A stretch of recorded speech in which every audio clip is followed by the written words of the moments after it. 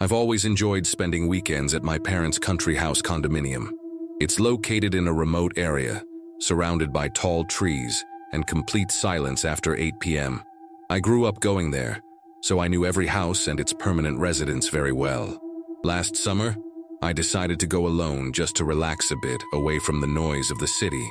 I arrived on a Friday afternoon, dropped my bags in the room, and went for a walk around the condominium. That's when I saw the old man from the house next door, sitting on the porch, staring into nothingness. He had one of those faces that seemed tired of time, wrinkled skin, and a lost look in his eyes. He saw me, waved with the slightest movement, and went back to staring at the horizon. The next night, after an improvised barbecue by myself, I went to the fence that separated our yard from his. Everything was dark, but the rocking chair on the porch was still rocking slightly, as if someone had just gotten up. On Sunday morning, I found it strange that the house was completely shut. No lights, no sounds. I decided to knock on the door just to see if the old man needed anything. I waited a few seconds until the door opened, but a woman I had never seen before answered.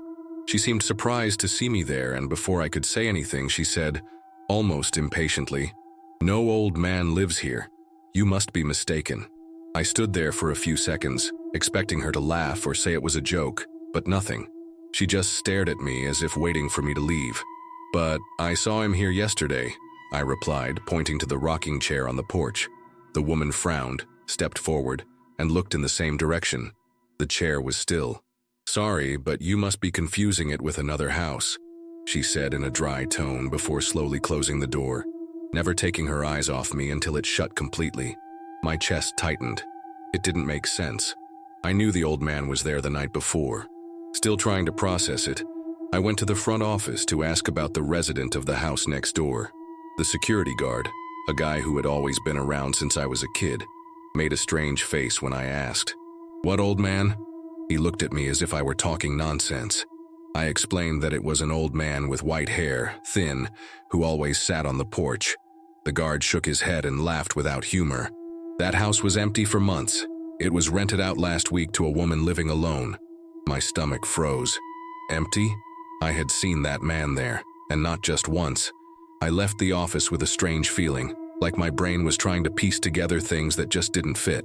I decided to ask a few neighbors, people who had lived there for years and who my parents always talked to.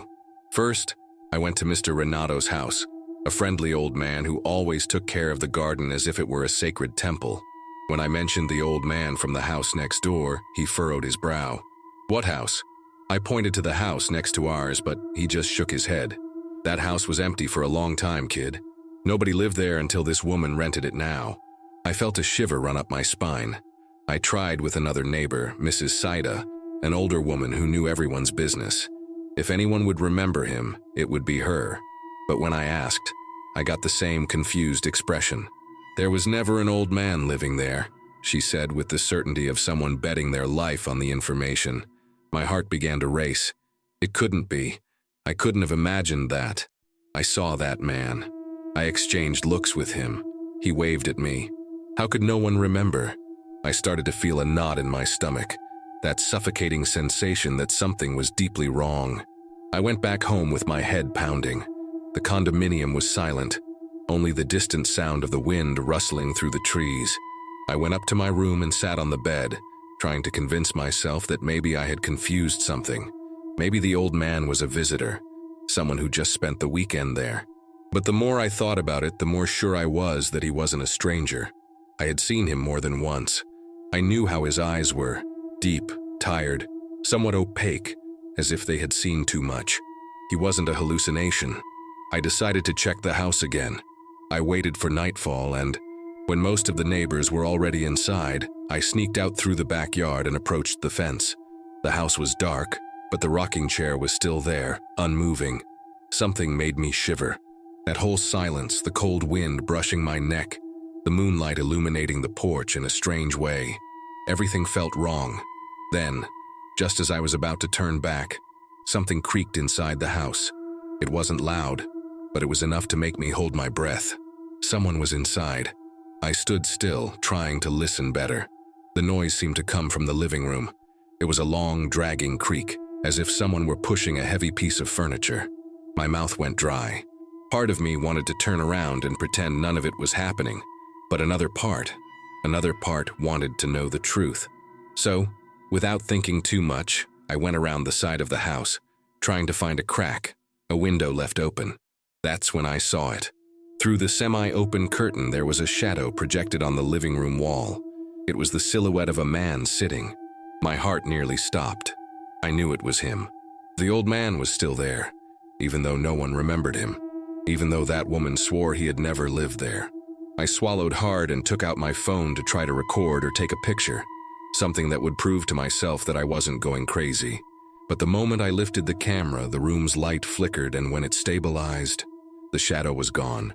No noise, no movement, just an empty room. My chest tightened so much that I had to step away from the house. My hands trembled as I put the phone back in my pocket and tried to calm my breath. I had seen that shadow. It wasn't imagination. It wasn't paranoia. It was the old man, sitting exactly where I'd seen him before. But why did no one else remember him? And why was that woman lying? I felt a shiver run up my spine when I realized that, at that moment, I was the only person who knew about that man. Or rather, the only person who still remembered him. In the midst of the panic, an idea popped into my head. If he had really lived there, something of his must still be in the house.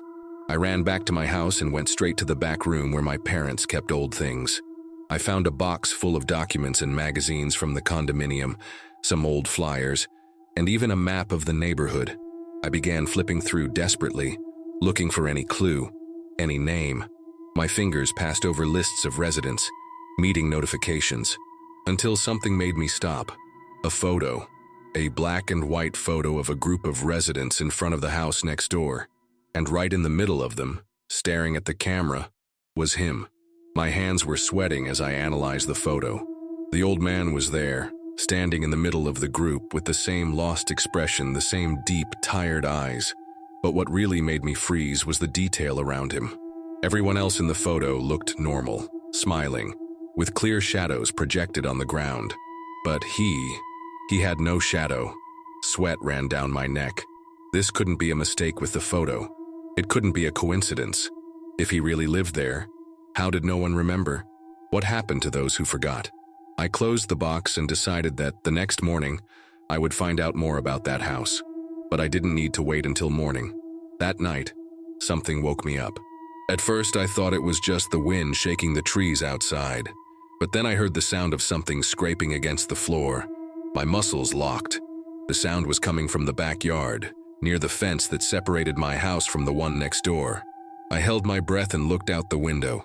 The rocking chair on his porch was moving, but there was no wind, and no one was sitting in it. My whole body went cold. That's when, in the stillness of the night, I heard something whisper. Low, dragging but clear enough to make me want to scream. "You remember me." My body froze. The whisper seemed to come from all sides at once, as if the very air around me was speaking to me. "You remember me." My heart hammered in my chest. My mind screamed for me to close the curtain and pretend none of it was happening, but something inside me knew it wouldn't help. I remembered him, and maybe that's exactly what he wanted. Even though I couldn't think clearly, I grabbed my phone and with shaking hands tried to take a picture of the porch. But the moment the phone's screen lit up the room, the whisper repeated, closer. "You remember me." This time, the sound seemed to come from inside my house. My stomach turned. I whipped my head around reflexively, looking at the bedroom door. It was open, but I was absolutely sure I had closed it before going to bed. A chill ran down my spine, and I forced my eyes to stay fixed on the dark hallway. There was no one there, but the feeling that something was watching me was almost unbearable. I held my breath, hoping the silence would return. And then, I heard the sound of the rocking chair stopping, as if whoever was there had just gotten up. My whole body locked. The silence that followed was worse than any sound. I couldn't hear anything anymore, not the wind, not the crickets, not even my own breath. It was as if the world had stopped for a second. And then, in the middle of that suffocating darkness, a single sound filled the room. Footsteps, slow, dragging, echoing down the hallway, getting closer to my bedroom. My chest rose and fell too fast. as if the air was escaping from my lungs. I wanted to run, I wanted to scream, but my body wouldn't respond. The only movement I managed was to grip the edge of the mattress so tightly that my nails dug into the fabric. The footsteps stopped, right at my bedroom door. The darkness was so thick that I could barely see a meter in front of me, but I knew someone was there, a heavy, suffocating presence, as if the very air had taken form. The whisper came again, but this time, inside the room. "You remember me." My heart almost jumped out of my chest, and then I saw it. Something began to emerge from the darkness, slowly, as if it were being pulled into reality piece by piece. The old man, his pale face, deep-set eyes, his mouth slightly open as if he was still trying to speak. But there was something wrong, something horrible. His body seemed incomplete, as if parts of him were still trapped somewhere else. I wanted to run, but my body wouldn't move. The old man continued to materialize in front of me as if he were being drawn into existence bit by bit. His eyes were fixed on me, and his mouth moved, but no sound came out, as if he was trying to say something I couldn't hear. That's when my phone's light turned on by itself. The screen flickered and lit up the room for a fraction of a second, and in that brief moment I saw something that made my stomach turn. His face was not fully human. It seemed distorted, out of focus, like an old image slowly fading away. And the worst part? Now he was closer. Fear overtook me in a way I had never felt before. My instinct screamed at me to do something, anything, before he got any closer. In a desperate move, I threw my phone toward the door, and at the exact moment it hit the floor, and the screen turned upward, the old man disappeared. The room returned to complete silence. My ears were ringing. My heart was beating so fast it felt like it was going to explode. But he was no longer there, just the emptiness, as if nothing had happened.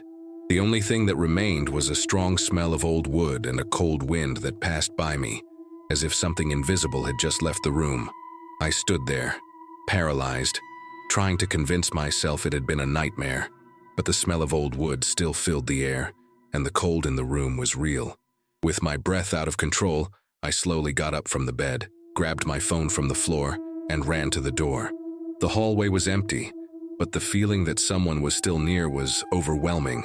I slammed the bedroom door shut and locked it, as if that would stop something that had already entered without needing to open anything.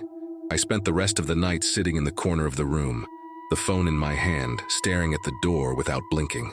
When the sun came up, I didn't waste any time. I threw some clothes in a bag, grabbed the car keys, and left the house without looking back. I passed by the front office without saying anything and drove to the first cafe that was open in the nearest town. I ordered a strong coffee, but I could barely drink it. My hands were shaking too much. I knew I couldn't go back to that house, at least not while that woman was there. But before I left for good, I had to settle the last question that was still nagging at my mind. I grabbed my phone and searched for the name of the condominium in the city's old records. That's when I found what made me understand everything, and at the same time made me want to forget.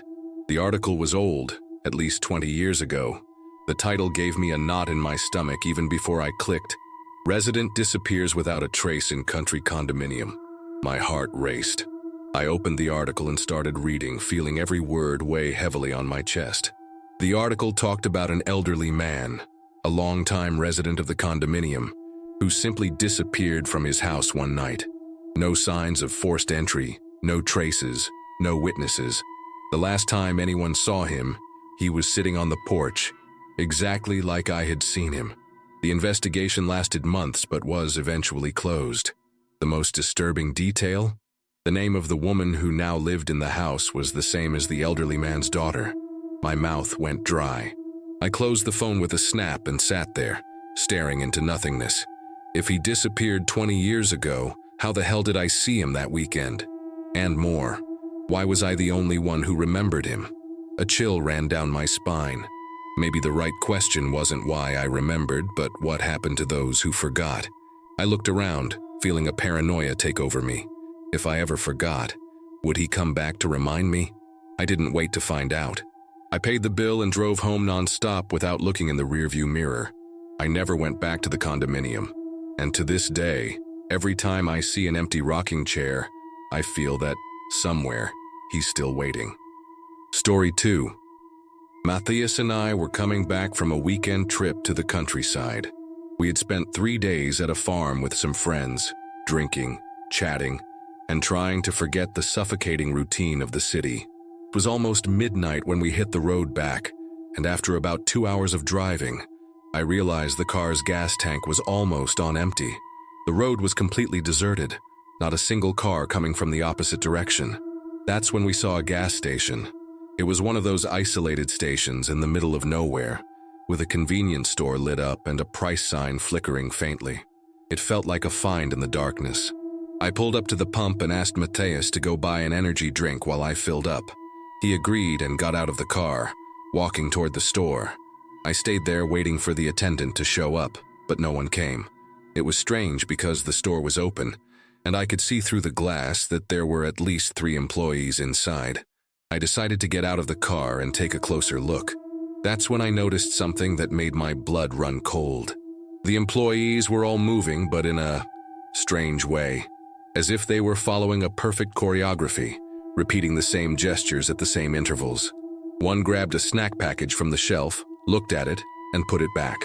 Another rearranged soda cans in the fridge and seconds later, repeated the same motion exactly the same way, as if they were puppets in an endless loop. A shiver ran up my spine. That wasn't normal. I kept watching for a few more seconds, trying to find a logical explanation, but the scene remained the same. Everything was too repetitive, too artificial.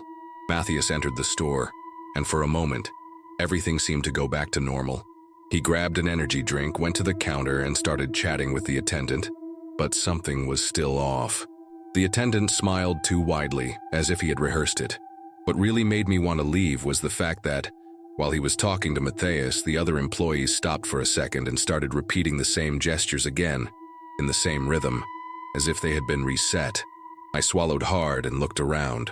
There were no other cars, no movement on the road, just the illuminated store and the sound of the old sign flickering. I felt an overwhelming urge to get out of there. I grabbed the gas pump and started filling the tank, trying to stay calm. But then something made my blood run cold for real. The car wasn't in the same position anymore. When we arrived, I had stopped at the left pump. Now, without me moving it, the car was at the right pump. My heart raced. I was absolutely sure I had stopped at the left pump. The car couldn't have moved on its own. My hands began to sweat as I tried to find some rational explanation. Maybe I was tired and confused? No, I knew exactly where I had parked. I looked into the store and saw Matthias still talking to the attendant, completely unaware of what was happening. But that's when something even stranger happened. One of the employees who had been organizing the cans in the fridge stopped abruptly and turned his head toward me, as if he knew I was watching. My muscles froze. The man kept staring at me without blinking, and then, for no apparent reason, all the other employees did the same. Now, everyone in the store was looking directly at me, including the attendant talking to Matthias. But Matthias didn't notice. He kept talking as if nothing had changed. A chill ran down my spine so strong that I had to hold onto the gas pump. The air felt heavier, as if the environment itself was pushing me away from there. But before I could react, Matthias took the change, smiled at the attendant, and started to leave the store. And then, the exact moment he stepped outside, all the employees returned to normal, as if nothing had happened. As soon as Matthias got close to the car, I grabbed his arm tightly. "We need to leave here, now." He looked at me confused, but seeing my expression, he frowned. What happened? Before I could respond, the gas station radio turned on by itself. A loud static filled the space, followed by a distorted voice, as if it were being played in reverse. My instincts screamed for me to get out of there. I dropped the gas pump without finishing fueling and practically shoved Matthias into the car. I quickly started the engine and slammed the steering wheel when I realized the headlights wouldn't turn on. "What the hell is going on?" Matthias asked, now clearly scared. I stepped on the accelerator, but the car wouldn't move. That's when I looked in the rearview mirror and felt my blood freeze. The store employees were all standing outside, lined up, watching us. The attendant who had served Matthias was at the front, with that same overly wide smile, but now he wasn't blinking. They weren't coming toward us. They were just staring, motionless. My chest was rising and falling quickly, panic taking over. That's when I heard a knock on the passenger window. Matthias turned his head, startled, and muttered a curse under his breath. Someone was outside, knocking on the glass with their knuckles in a rhythmic pattern. Knock, knock, knock. My throat went dry as I looked to see who it was. But there, standing beside the car, was no one. The glass kept vibrating slightly with every knock, as if something invisible was trying to get our attention. "Step on it now!" Matthias shouted, and I tried again to turn on the headlights. This time they turned on all at once, lighting up everything around us. And that's when we saw it. The employees were no longer in front of the store. They had simply disappeared. The engine finally started, and I didn't hesitate before stepping on the gas. The car lurched forward, the tires screeching on the asphalt. I looked in the rearview mirror as we drove away, expecting to see those strange employees or any sign of movement. But the gas station now seemed completely abandoned. No lights in the store, no flickering sign, no living soul. It was as if it had never been open that night. "What the hell was that?" Matthias murmured, out of breath. I didn't know how to answer. I only knew that I didn't want to look back. I drove without stopping for several minutes, my hands still shaking on the steering wheel. The silence in the car was suffocating, only the sound of the engine and our heavy breathing filling the space. Matthias stared at the road, clearly trying to process what had just happened. "You saw that, right?" he asked, finally breaking the silence. I could only nod. Yes, I saw it. I saw the employees moving as if they were part of a program. I saw the car move on its own. I heard the knocks on the window with no one outside, and the gas station disappearing as if it had never existed. After a while, we spotted another gas station, much busier, with truck drivers fueling up and a neon sign flickering normally. I pulled over and practically jumped out, trying to catch my breath. Matthias did the same, looking back as if still expecting to see something following us. We entered the convenience store, and the environment seemed normal, noisy, full of people. But when we asked the attendant about the previous station, he just frowned. "What station?" My stomach dropped. "The one about 15 kilometers back on the road." The man shook his head. "There's no station there, just woods." Matthias and I looked at each other, unsure of what to say. The attendant seemed genuinely confused, as if we were talking about a place that had never existed. "Are you sure? We just came from there. There was a convenience store, gas pumps, employees." My voice came out weak. The man smiled slightly, but his look was serious. "Look, I've worked here for years. The only gas station on this road is this one. If you saw anything before you got here, I suggest you forget about it." My chest tightened. He said that in a strange way, as if he knew more than he was letting on. Without saying another word, we grabbed our drinks and quickly left the station. We went back to the car and stayed there in silence, listening to the distant sound of trucks passing by on the road. Neither of us wanted to talk about what happened. Neither of us wanted to admit that, for a few minutes that night, we had stopped at a place that shouldn't have existed. I started the car and we continued our journey. And to this day, every time I pass by that road, I avoid looking to the side. Because, deep down, a part of me fears that somehow that gas station is still there, waiting for us again. Story 3. It was a Friday night when I accepted that ride. The app showed a request coming from a distant neighborhood, an area I usually avoided because it was poorly lit and not very busy at night. But it was already late, and I wanted to close the night with one last trip before heading home. The passenger's name didn't show up, just the pickup point and destination, an address I knew well. But for some strange reason, that place had been abandoned for years. I arrived at the location and slowed down. The street was deserted. The houses around were dark, and only the streetlight at the end of the road flickered faintly. I looked around, expecting to see someone approaching. That's when the back door of the car opened by itself, without me seeing anyone before. My body froze. The passenger got in without saying a word. The seat sank with his weight, and I smelled a strange perfume, something between burnt wood and dried flowers. "Good evening," I tried to say, looking at the rearview mirror. He didn't answer. He just handed me his phone with the ride's address already open. Something about the way he entered the car made me uneasy. Normally, people at least say hello, make some comment about the weather, or ask how long the ride will take. But he didn't. He just sat in the back seat motionless, staring straight ahead.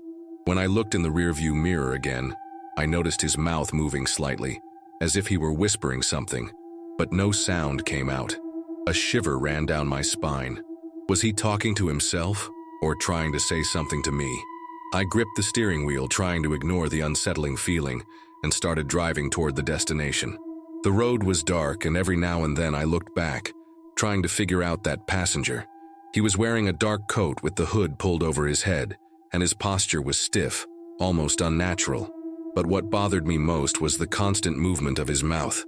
He kept moving it as if trapped in a silent monologue. My heart began to race. Finally, I gathered the courage to ask, "You okay back there, boss?" No response. He didn't even blink. Instead, he raised one hand and pointed to a side street, diverting from the original route.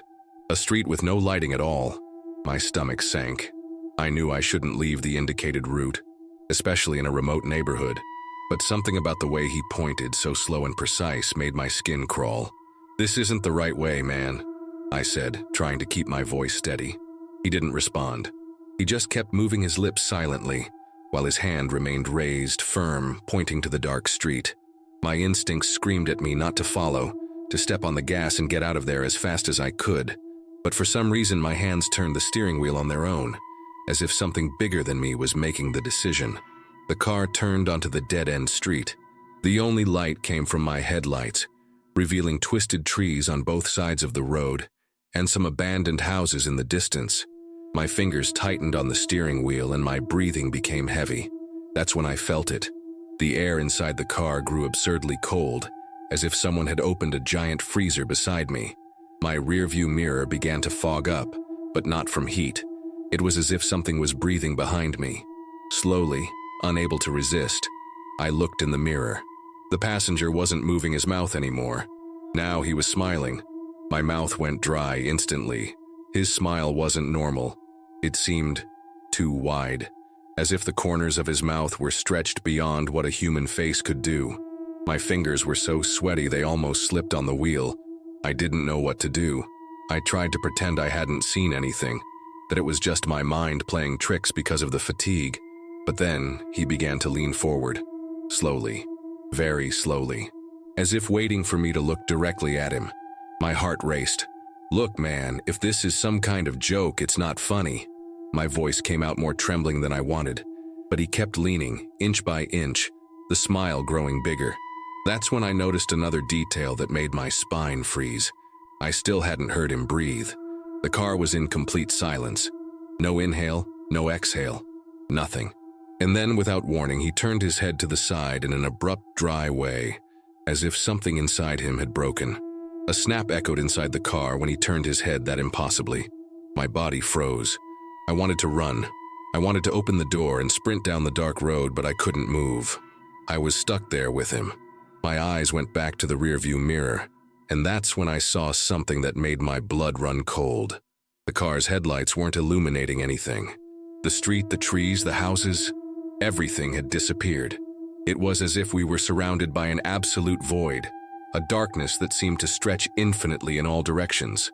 My breath caught in my throat. The passenger stayed still, his head tilted in that wrong smile, but now I noticed something else. His eyes weren't there anymore. Where his eyeballs should have been, there were only dark, deep, endless holes. And then he spoke, not with his mouth. It was still smiling. But the voice came from all sides at once, as if it were inside my head. "You brought me back." A shiver ran so violently up my spine that my vision blurred for a second. I refused to look back. My hands gripped the wheel with all the strength I had, and my only reaction was to slam on the gas. The car roared, but it seemed like it wasn't moving. The speedometer showed 100 km/h, but I was still trapped in that absolute void. My chest rose and fell quickly, the air growing heavier as if something was pulling me into that darkness. "You brought me back," the voice repeated, now closer. That's when I felt it. Something touched my shoulder. Cold, light, but undeniably real. A primal desperation overtook me. I didn't want to look. I knew that if I looked, something worse would happen. My only option was to get out of there now. In a desperate move, I spun the wheel with all my strength and slammed on the brakes at the same time. The car skidded. My body was thrown against the door, and for a moment, I thought I would flip over. But then, as if I had crossed an invisible barrier, the city lights suddenly appeared around me. The car stopped abruptly in the middle of a busy avenue. The void had disappeared. My breathing was out of control. Horns blared around me. Irritated drivers yelled at me for stopping abruptly in the middle of the street. I looked frantically in the rearview mirror. The back seat was empty. He wasn't there anymore. My hands were shaking so much I almost couldn't put the car in motion again. I drove without thinking, without looking around, just going forward as if my body was on autopilot. Only when I stopped in a well-lit parking lot did I realize I was still gripping the wheel so tightly that my fingers were numb. I stayed there for a while, trying to understand what had happened. I grabbed my phone to check the ride's history in the app. Nothing. No record of that trip, no address, no passenger, as if I had never accepted that request. But I knew the truth. I lived through it. My whole body still carried the weight of that terror. I turned off the app immediately and never drove at night again. Because deep down, I knew it wasn't over. I may have escaped, but somewhere, he was still waiting for me for the next ride.